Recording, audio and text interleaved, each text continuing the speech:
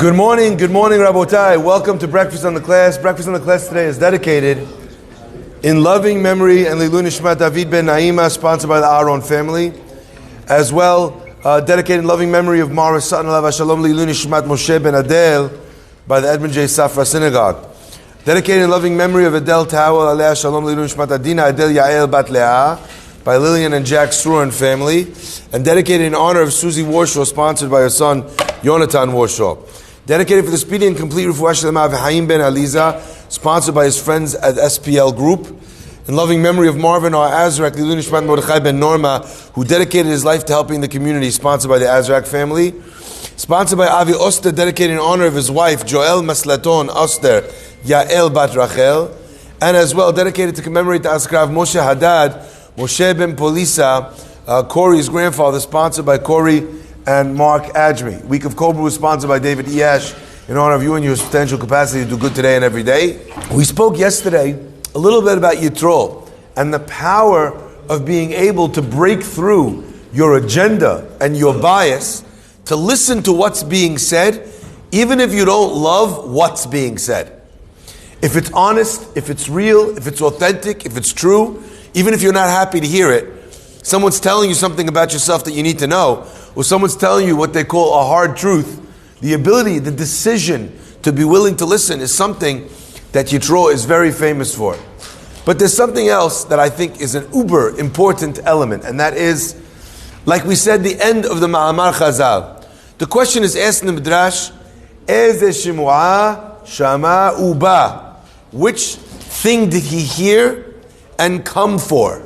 What did he come for?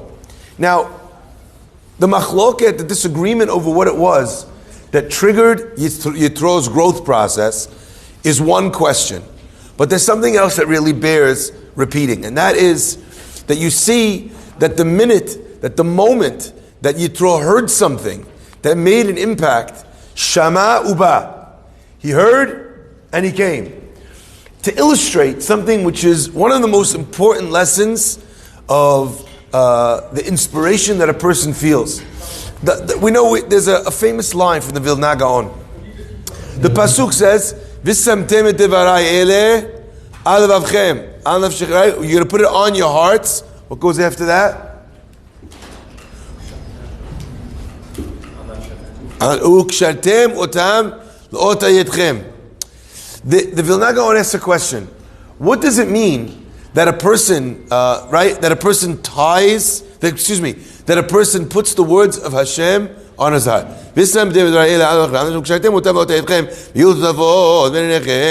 Right? What does it mean that you put the words of God on your heart? Ask the Vilna Gaon a very famous question. Where should the words of God be placed? Where we would think, not on your heart, but in your heart. So why does it say on your heart? Says the Vilna Gaon. Very powerful idea. He says there's many times that you would love to put something in your heart, but you can't. Your heart's closed. We say every day, Petach libi b'toratecha, meaning that the heart needs to be opened. The heart is closed. You can't teach an old dog, new tricks. Someone comes up to you, they tell you there's a new mitzvah, you're like, that's a new thing, I never heard of that. No. Well, you know all the mitzvot? You learned all of the Torah? That you're an authority? That you could tell the guy, if I never heard of it, it didn't happen? All the time, people come to me, they'll tell me something. And I'll say, I never heard of it, but I didn't learn all the Torah. Just because I never heard of it doesn't mean it's not a thing. Maybe I never heard of it, but it's something I'm learning now. A person's heart is generally closed when someone's asking him to do something.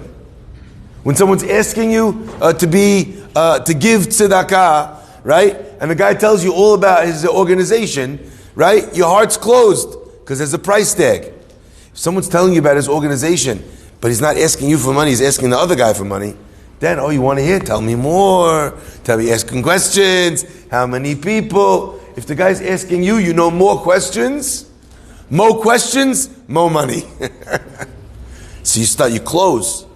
Says the Vilna Gaon, "V'samtem et devarai ele al levavchem." Stack all of my mitzvot on your heart. Why? Because the time will come where something will happen. A person will experience a miracle. They'll be saved from a car crash. Something will happen, and your heart will open for a second. And in that 1 second that a person really has an open heart, Yom Kippur, sometimes you feel that.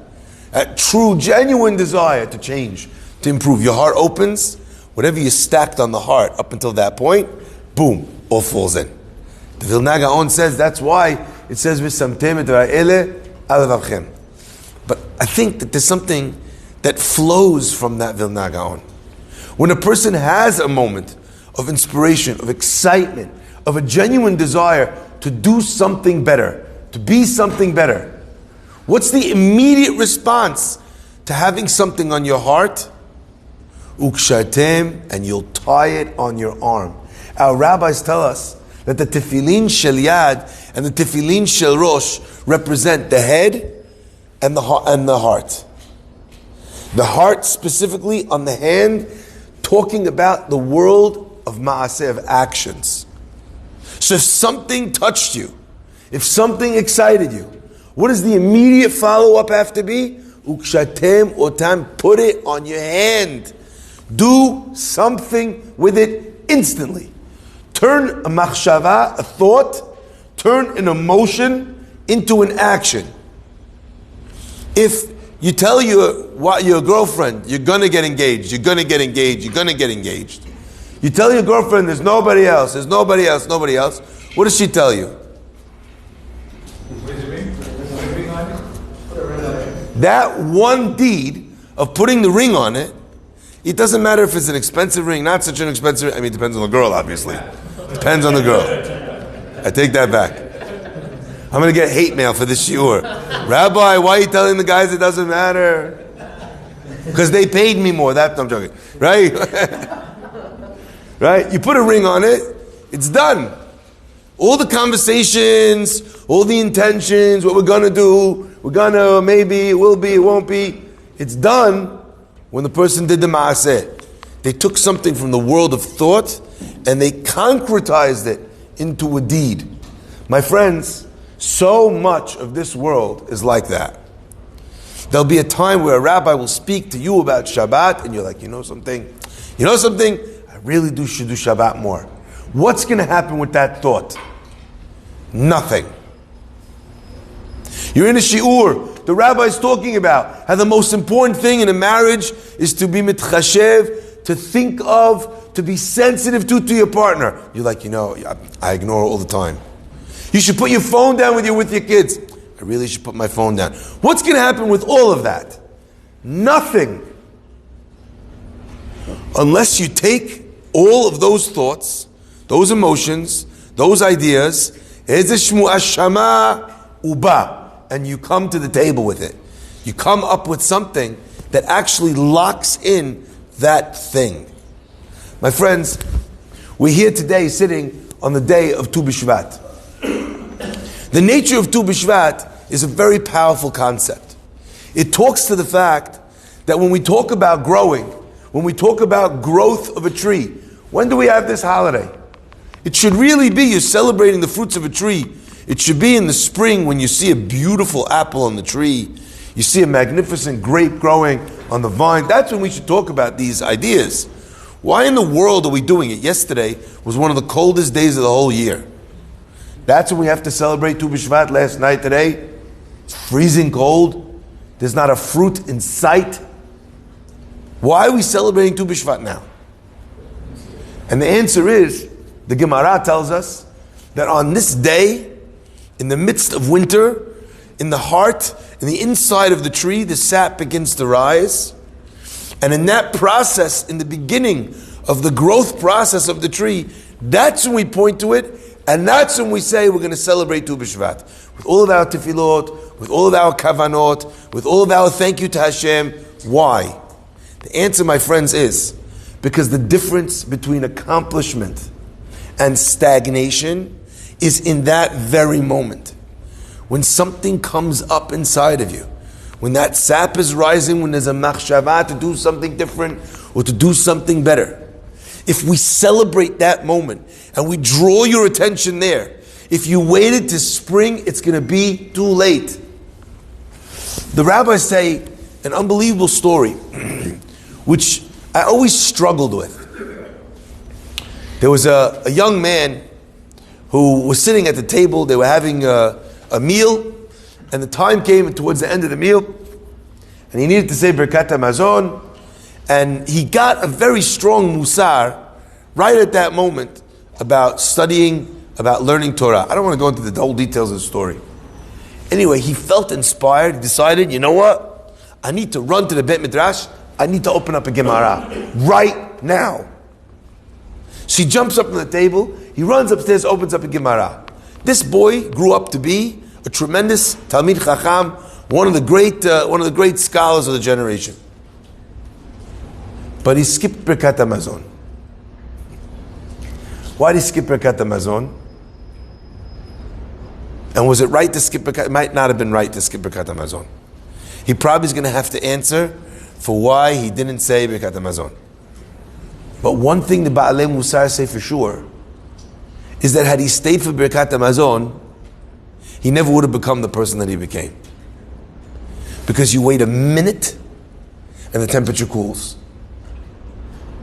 So I want to draw your attention to this idea with regards to Yitro. Yitro comes to visit the Jewish people. And he sees something that's not right. What does he see? He notices that Moshe Rabbeinu is judging the people, and he's sitting there all day judging the people from the morning till the night. Yitro comes to Moshe and he says, it's not the right thing what you're doing. It's not the right thing. Nabol tibol. Gamata, gamaam, you, them, everyone's going to get frustrated. This is not the way it's supposed to be. We should do this a different way. Hada Yitro has been here for 3.5 minutes. He doesn't know anything about Judaism.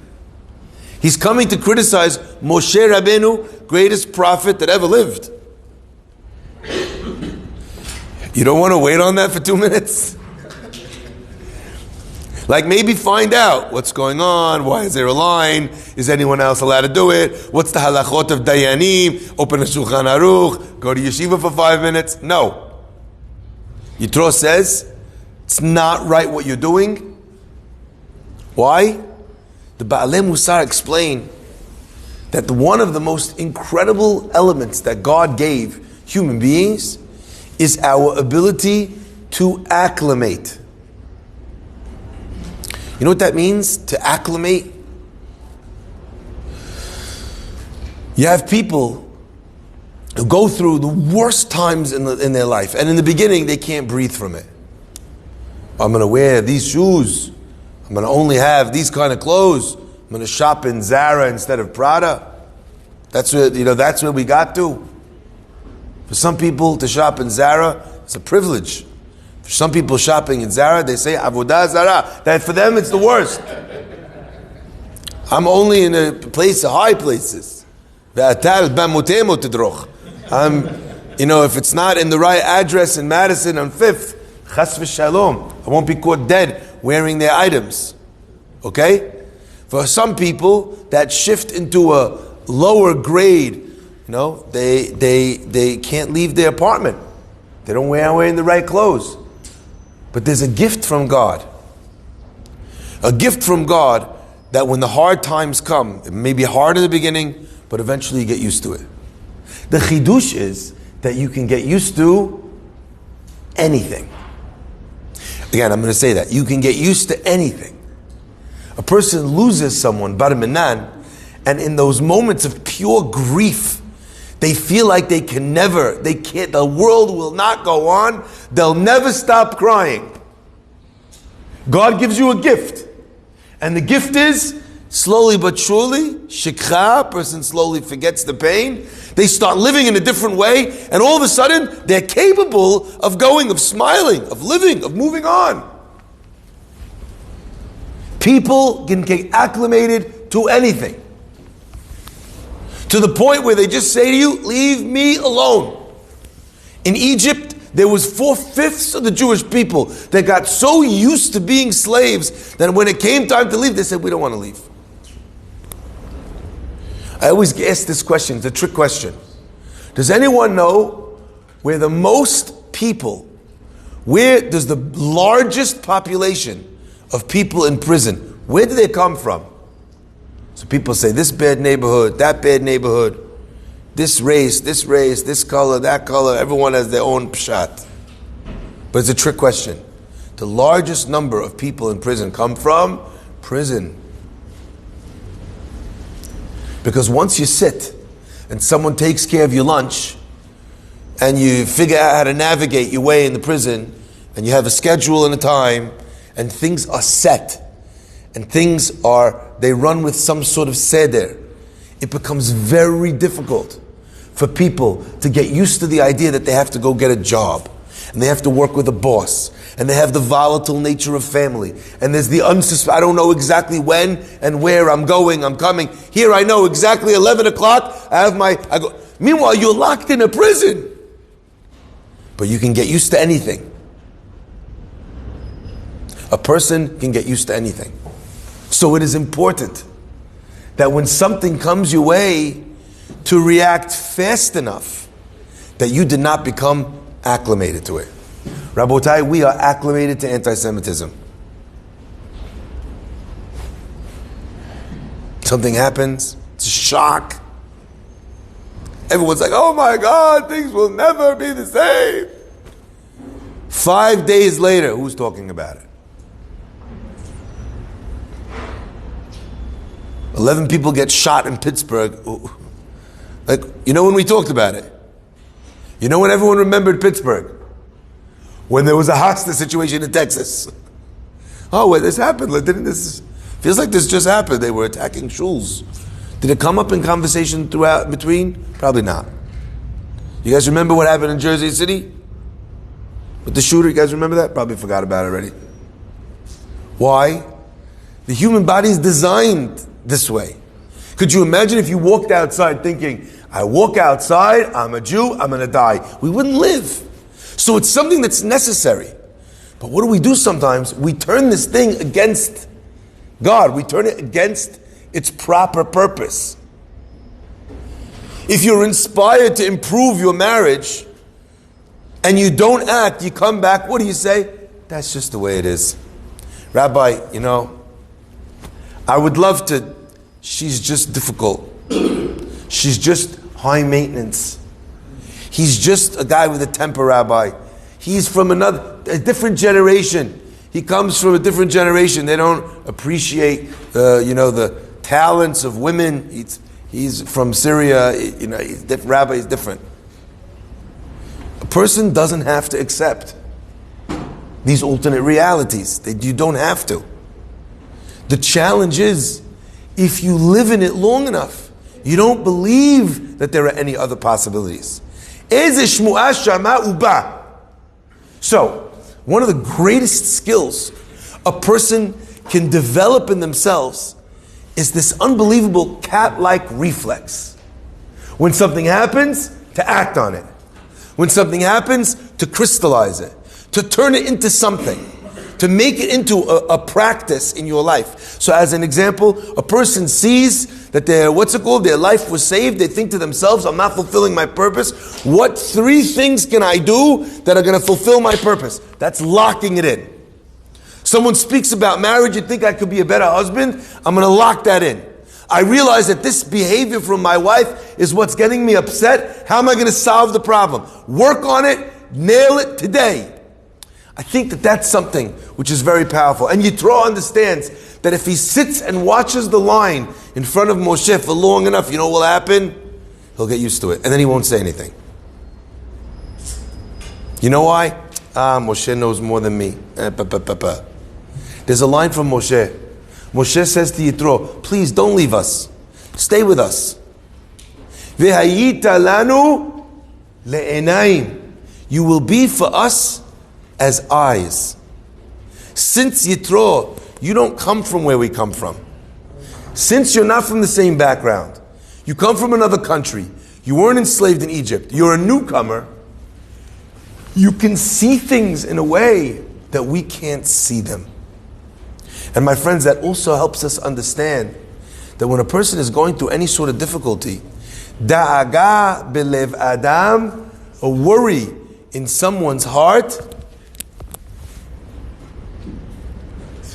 Sichena, he should tell it to another. Why? Because the other has not become acclimated. They can see things here that you can't see. Roots, approaches. I remember sitting with someone only last week. The person says to me, Rabbi, I have this problem. It's impossible. I don't know what to do. Could you tell me maybe I should pray? Maybe should I go to a mikubal? There's nothing. I was like, what do you mean there's nothing to do? Tell me the issue. Tell him the issue. I was like, why don't you do this? He was like, oh, I could do that. I wound up giving them, I think it was 3 or 4 different ideas that they hadn't thought of. Not because I'm so smart, but because it wasn't happening to me. Da'aga belev adam, yaschenna. Tell it to another person. Who's your person? Who's your people? Who do you talk your stuff over with? The Mishnah in Avot says, Aseh lecha rav, ukeneh lecha chaver. Make for yourself a rabbi and buy for yourself a friend. That's what it says. Keneh lecha chaver. According to other opinions, the word keneh in the Mishnah does not mean to buy. You know what it means? Huh? What does that mean? Support. I never heard that pshat. It's a nice pshat. Just because I heard it, never heard it, doesn't mean it's not true. It's true or not, it's an option. Option. We use the word kaneh or koneh to mean make. In the Amidah, we say HaKadosh Baruch Hu is koneh hakol. That doesn't mean that Hashem's on a buying spree. It means, koneh hakol means God created, made everything. Okay? So the word kaneh or koneh could mean to create. But this always bothered me. Because aseh lecha rav means make a rabbi. Keneh lecha chaver you thought means buy a friend. Okay, that's the difference. But if keneh lecha chaver also means to make, so why don't we just say aseh lecha rav, aseh lecha chaver?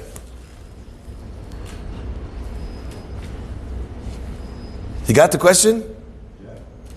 Doesn't sound as cool. Doesn't sound as cool. Okay. All right. I'd like to suggest a simple answer.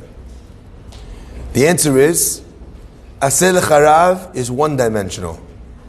Keneh lecha chaver is two-dimensional. You know how you acquire yourself a friend? By buying them. What does that mean? What does it mean to buy a friend? What does that mean? If it means that you buy them gifts, if it means that you spent $100 on them, then you know that this guy's not your friend. He just has 100 reasons to like you. If you had to buy him, what do you know for sure? That he's not a friend. How do you acquire a friend? Some people think, oh, you go out, you have a great time, vacations, meals together. No. Those are fair weather friends. Those are people happy to party together. Happy to go to a great meal in a nice restaurant. Acquiring a friend happens when you show that person that you trust them. The acquisition of that friendship happens when the person sees that you rely on them. And it's one of the biggest challenges that parents face with their children. They don't realize that the way to make a child responsible is paradoxically to give them responsibility. Where parents are always saying, show me that you're responsible and I'll. That's not how it works. They show you that they're responsible when you give them responsibility. When a friend sees that you rely on them, what happens? Then the friendship means something to them because they see that it means something to you. The pasuk in Mishleh says, "Bechol et ehov rea." In all times, love a friend. Ve'ach, but a friend that's like a brother, Ve'ach letzara yulad is born when you go through a difficult time. I think that's why some of the friendships that Israelis have, the best friends that they have, are their friends from the army. A lot of times they'll have friendships for life from the time they spent together in those high intensity situations. Even though, by the way, they have friends from school, that they spent much more time with. And they had much more fun with. But you're getting shot at together, and someone needs to watch your back when you're watching theirs. That creates a bond that is so strong that even if you don't speak to them for years and years and years, the time comes and you have your startup in Tel Aviv, you call your friend and he's the other guy from there, and they do for each other in a way which is very different to your regular friends. My friends, you want to be able to have someone with perspective who will help you see your blind spots. You need to be honest and vulnerable with someone, open up to them, and heed their advice. Every person's got to have a person who helps them see blind spots in marriage, in religion, at work, the way they're dealing with things. You got to be able to have that for that person. Moshe said, Yitro, hayita lanu le'enayim, stick around, we need your eyes. Once a person sees the truth, you have that person who helps you see it, now it's up to you. What are you going to do with the truth? What are you going to do with it? How are things going to be different? What will you plant that will grow in a beautiful way? The sap is coming up. That's the moment of decision whether a tree is going to come from this or not. Respect those moments. Do something with those moments. Baruch Adonai Le'olam. Amen.